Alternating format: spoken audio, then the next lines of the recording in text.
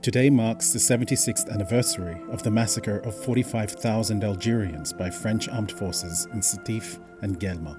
On May 8, 1945, Europe was celebrating the end of World War II after Germany had finally surrendered to the Allied forces. The French in Algeria mobilized locals to commemorate the victory, but the timing coincided with months of unrest and the rise of anti-colonial sentiment among Algerians who had been subjected to brutal French colonial rule since 1830. It's estimated some 4,000 protesters took to the streets of Sétif in northern Algeria, demanding civil rights. Many tribes and organizations joined the protests as their numbers swelled across the city. Some demonstrations included pro-independence elements, resulting in people bearing placards and Algerian flags that were banned at the time.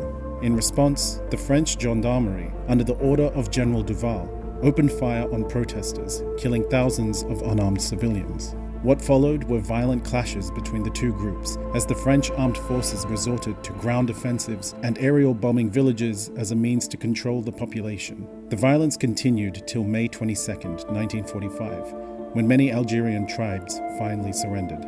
45,000 Algerian men, women and children had been killed around the region of Sétif, Guelma and Kharata, compared to only 102 French casualties. The massacre became the impetus behind Algeria's anti-colonial movement that eventually led to the country's War of Independence in 1954. The war would claim a further 1.5 million Algerian lives before independence was finally attained in 1962. May 8th has now been marked as an official national day of remembrance in Algeria, and its first commemoration will be led by President Abdelmajid Tebboune, who has previously referred to France's colonization of Algeria as a crime against humanity. As the country mourns, rallies are expected in Sétif and the capital Algiers to mark the occasion.